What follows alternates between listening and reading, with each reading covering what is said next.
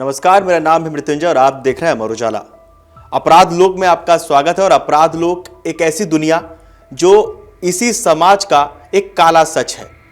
सवाल ये, क्या यूपी में हिंदू से मुस्लिम बनाने का रैकेट चल रहा था? यह सवाल तब और ज्यादा उठा जब छांगुर बाबा का नाम सामने आया, जिस पर यूपी सरकार ने एक्शन भी लिया, बुलडोजर भी चला, सीएम योगी का बयान भी आया। अब इस पे क्या कुछ अपडेट आया है? हमारे साथ रोज की तरह अपराध लोक में वरुण कुमार जी मौजूद हैं। उनसे जानते हैं कि छांगुर बाबा केस में क्या कुछ अपडेट आया है। वरुण, क्या कुछ अपडेट है इसमें? क्या पूरा मामला है? जी देखिए, आज सीएम योगी एक कार्यक्रम में शामिल हुए। सीएम योगी जब बात कर रहे थे, उन्होंने इस शख्स का जिक्र किया जिसका नाम जमालुद्दीन उर्फ छांगुर बाबा है। सीएम योगी ने बहुत स्पष्ट रूप से कहा कि यूपी के अंदर एक ऐसा मामला चल रहा था, सरकार ने कार्रवाई की है, कार्रवाई आगे और करेंगे। पुलिस और जितनी संबंधित एजेंसियां इस जांच में जुटी हुई हैं, उनकी जो जांच रिपोर्ट सामने आएगी उसके आधार पर कार्रवाई की जाएगी। अब आप इस चीज को समझिए कि एक शख्स जो हिंदू से मुसलमान बनाने का एक बहुत बड़ा नेटवर्क चला रहा है, एक शख्स जो जाति के आधार पर खास तौर पर लड़कियों को मोहरा बना रहा है, एक शख्स जिसके पास 1200 करोड़ की आलीशान कोठी है, जिसके पास 500 करोड़ से ज़्यादा की विदेशी फंडिंग है, जिसके पास नेपाल के रास्ते आने वाला पैसा है, जिसके पास जो मुस्लिम देश हैं वहाँ से आने वाला पैसा है। फंडिंग हो रही है इस पूरे मामले में। आप समझिए इस पूरे गेम को कि जो नेपाल की सीमा से सटा हुआ उत्तर प्रदेश का जो इलाका है, वहाँ पर किस तरीके से योजनाबद्ध तरीके से इस नेटवर्क को चलाया जा रहा था। यूपी एटीएस ने ये कार्रवाई की, बहुत बड़े रैकेट का भंडाफोड़ किया। नेपाल, खाड़ी के देश, इनकी संलिप्तता, जो यहाँ पर मैं ये नहीं कहूँगा कि देशों की संलिप्तता, यहाँ रहने वाले लोगों की संलिप्तता, क्योंकि ये जो पूरा मामला है बलरामपुर का, ये जुड़ा हुआ है नेपाल से, ये जुड़ा हुआ है खाड़ी के देशों से, ये जुड़ा हुआ है वहाँ से आने वाले पैसे से। और आप समझिए कि आज इस वीडियो में हम देखिए अपने दर्शकों को कई बात बताएंगे। छांगुर बाबा कौन है ये भी बताएंगे, ये जो नेटवर्क है इसका ये किस तरह काम कर रहा था ये भी बताएंगे, विदेशी फंडिंग कैसे मिली वो भी बताएंगे, एटीएस और ईडी इस मामले में क्या जांच अभी तक की है उन्होंने वो भी बताएंगे, और ये भी बताएंगे कि अब इसमें आगे क्या कुछ होने वाला है। रिपोर्ट हमारे पास में जो है वो ये बताती है कि जो छांगुर बाबा नाम का ये जो शख्स है, इसका असली नाम है जमालुद्दीन। जनता के बीच में ये बाबा बन के रहता था, सिर पर साफा, गले में माला, मुंह में मीठी मीठी बातें और इरादे खतरनाक। भारत को इस्लामिक राष्ट्र बनाने की जो रणनीति है ये उसको लेकर काम कर रहे हैं ये लोग, उस तरह के लोग, उसी इंटेंशन से इनका भी काम, उस मानसिकता के लोग, उसी जो लाइन है उसी पर चलते हुए इन्होंने धर्मांतरण का ये पूरा रैकेट चलाया। और इनके निशाने पर कौन लोग हैं? गरीब लोग, आदिवासी लोग, SC ST लोग, ऐसे लोग जो समाज के, जिनको निचला तबका कहा जाता है, आर्थिक रूप से, सामाजिक रूप से, सांस्कृतिक रूप से, उस तरह के लोगों को इन्होंने निशाना बनाया। रिपोर्ट हमें ये बताती है कि इसने अपने आप को संत महात्मा दिखाया है ना। इसके संपर्क में यूपी, MP, बिहार, झारखंड, उत्तराखंड, राजस्थान, यहाँ के लोग इसके संपर्क में यहाँ थे। एक नीतू, जिसको नसरीन कहा जा रहा है, वो नवीन रोहरा, फरीद अंसारी और एक पादरी है पॉल, वो नेपाल लिंक से इसके साथ में जुड़ा हुआ था। देखिए, भारत में जो धर्मांतरण हो रहा है, धर्म बदलवाया जा रहा है, हिंदू को किसी और धर्म में कन्वर्ट कराया जा रहा है, ये मोटे मोटी दो तरीके से हो रहा है, हिंदू से मुसलमान बनाना और हिंदू से ईसाई बनाना। इस केस में पहली बार ये बात सामने आई है कि जो ईसाई मिशनरियां हैं वो भी छांगुर बाबा के संपर्क में थी। मिशनरियां डेटा दे रही थी छांगुर बाबा को, और ये जो डेटा है कि कौन गरीब है, किसके पास हम गए, किसके परिवार में क्या परेशानियां हैं, कौन कन्वर्ट हो सकता है, ऐसे डेटा के आधार पर इसने आगे अपना काम किया।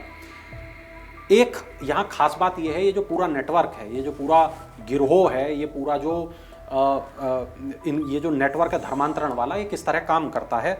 तो सबसे पहली बात क्या होती है, जब आप कोई भी काम करते हैं, आपके लिए अब ये एक मिशन है, एक काम है, तो इसका डेटा भी है फिर, है ना, इसका एक सिस्टम भी है फिर।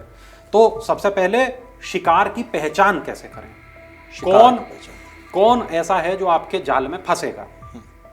तो मिशनरियां इसके लिए काम कर रही थी, नीतू और नीतू जैसे लोग इसके लिए काम कर रहे थे। ये पहचान करते थे गरीब लोगों की, दलित लोगों की, आदिवासी लोगों की, जो लालच में फंस जाएं और कन्वर्ट हो जाए, या ऊंची जाति के गरीब लोग। इसके जो एरिया जो था उसमें बलरामपुर, गोंडा, बहराइच, नेपाल बॉर्डर का इलाका, ये पूरा इनका सिस्टम है। वायदे कौन से थे ये देखिए, इसमें पैसा, राशन, स्कूल की फीस, मेडिकल सुविधा, विदेश यात्रा। कुछ मामलों में अस्पताल बिल तक भरा गया है लोगों का, मृत्युंजय, भरोसे में लेने के लिए शपथ पत्र लिया जाता था। धर्म परिवर्तन से पहले इनसे एक स्टाम्प पेपर पर साइन कराए जाते थे, और नाम बदलवाने की जो कानूनी प्रक्रिया है उसका भी पालन किया जाता था। इसको हर महीने यहाँ पर एक धार्मिक शिक्षा शिविर भी ये लोग आयोजित करते थे। और ये जो कोठी है, छांगुर की कोठी, यहाँ पर ट्रेनिंग और ब्रेन वॉशिंग दोनों एक साथ हो रहे थे। सवाल ये कि आगे क्या करने वाले थे। आपने एक हिंदू को मुसलमान बनाया, आपने उस मुसलमान को कट्टर मुसलमान बनाया, उसके बाद आपके प्लान क्या थे? क्या आप उसे टेररिस्ट बनाने वाले थे? क्या आप उसका इस्तेमाल भारत के खिलाफ करने वाले थे? ये अभी बहुत सारे ऐसे सवाल हैं जिसके जवाब अभी मिलना बाकी है। बिल्कुल। अब आप दूसरी चीज देखिए, ईडी का इसके अंदर जो इन्वॉल्वमेंट है, तो हमें ये पता है, यानी यहाँ पर बहुत बड़ी मात्रा में पैसा इन्वॉल्व है। तो जितना बड़ा रैकेट उतनी बड़ी फंडिंग, और तभी भाई कोई भी जो व्यक्ति है वो क्यों जुड़ेगा आपके साथ। अगर यहाँ पैसा इन्वॉल्व नहीं है तो नहीं, लालच तो आपने दिया ही होगा। बिल्कुल।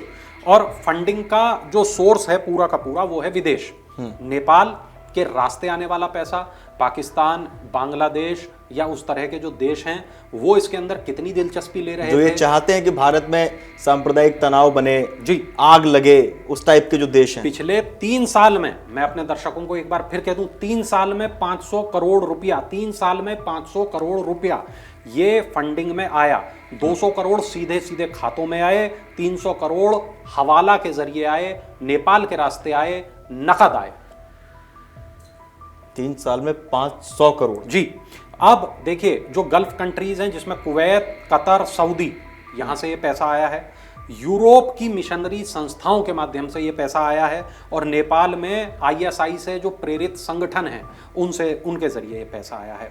नवीन रोहरा के 7 बैंक खातों की जानकारी मिली है। ट्रांजैक्शन में धार्मिक ट्रस्ट और प्रॉपर्टी फर्म शामिल हैं।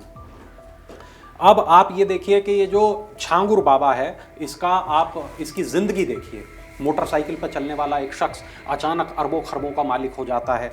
उसके पास में धर्म का नाम है, लोग उसके पैर छू रहे हैं, बाबा उसको बोल रहे हैं, और नाम भी ऐसा है कि जिससे उसके धर्म की पहचान नहीं हो रही। उसके बाद वो एक कोठी बनवाता है, कोठी में करोड़ों रुपया लगाता है। 12 करोड़ की ये कोठी है, इसमें स्विमिंग पूल है, होम थिएटर है, गुप्त तहखाना है। इस तहखाने में आखिर होने क्या वाला था मर्तन? बिल्कुल। इस तहखाने में क्या उन लोगों को भर दिया जाता जो बात को न मानते, या इस तहखाने का इस्तेमाल टॉर्चर रूम की तरह किया जाना था, या इस तहखाने का इस्तेमाल लड़कियों के साथ रेप करने के लिए किया जाने वाला था, या ट्रेनिंग कैंप बनाना था? ये ट्रेनिंग कैंप बनाना था। बहुत सारे सवाल हैं। सवाल ये कि इसके पास 5 करोड़ की एक दूसरी कोठी है। दोनों ही कोठियों पर योगी सरकार का बुलडोजर चला, और दोनों ही कोठियों को जमींदोज कर दिया गया। यहाँ एक बात यह है कि जुलाई का जो पहला हफ्ता, जो बीता हुआ हफ्ता है, यहाँ पर ऑपरेशन छांगुर चालू किया। 11 जुलाई को छांगुर और नीतू दोनों को गिरफ्तार किया। 50 से ज़्यादा पासपोर्ट इनके पास से बरामद हुए, 2 लैपटॉप, 5 मोबाइल, 7 हार्ड डिस्क और 45 स्टाम्प पेपर, शपथ पत्र इनके पास से बरामद हुए। और नेपाल और गल्फ के संपर्क वाले डिजिटल चैट इनके पास से बरामद हुए। फंडिंग ट्रेल को ट्रेस किया गया और प्रॉपर्टी सीज करने की प्रक्रिया को चालू किया गया। कुल मिलाकर इतना सब कुछ हो रहा था। ये जितनी एजेंसियां हैं, मैं यहां सवाल करूंगा एलआईयू से, आखिर एलआईयू कर क्या रही थी? लोकल इंटेलिजेंस जिसको हम कहते हैं, वो आखिर क्या आंख बंद किए बैठी थी? बिल्कुल। वहां जो लोकल पुलिस वाले थे बलरामपुर के, आखिर वो कर क्या रहे थे? क्यों इसके ऊपर शक नहीं हुआ? क्यों इसके ऊपर अभी तक कार्रवाई नहीं हुई? करोड़ों की 2 कोठियां, क्यों इसको इतना बड़ा बन जाने दिया? अब आप इस पर एटीएस की भी कार्रवाई हो रही है, अब इस पर ईटी की भी कार्रवाई हो रही है, अब इस पर पुलिस की भी कार्रवाई हो रही है, अब इस पर राजनीति भी हो रही है। लेकिन अगर वक्त रहते इसको रोक दिया जाता तो शायद कितना बेहतर बनता। और यहां मुझे लगता है कि तो पौधा पेड़ नहीं बन पाता ना। जो एलआईयू है उसकी एक मर्तबा मुझे लगता है कि दोबारा से ये होना चाहिए कि लोकल इंटेलिजेंस को हम अपनी कैसे मजबूत करें, उस पर काम किया जाना चाहिए। यहां मृत्युंजय एक चीज ये कि बलरामपुर को मिनी इस्लामिक स्टेट बनाने की इनकी योजना थी। धर्मांतरण के जरिए जो जनसंख्या अनुपात था उसको बदलने की इनकी योजना थी। बड़ा मदरसा यहां बनवाना चाहते थे।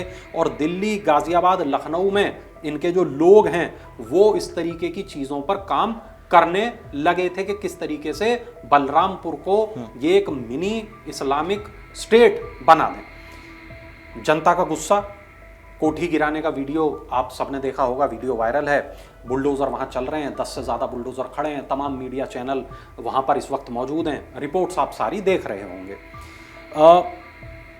50 से ज़्यादा शिकायतें स्थानीय थानों में पहले से थीं, लेकिन कोई कार्रवाई नहीं हुई। मीडिया रिपोर्ट्स में ऐसा दावा किया गया है। और अगर ऐसा है तो वाकई यूपी पुलिस को ये बताना चाहिए कि ऐसा क्यों नहीं हुआ।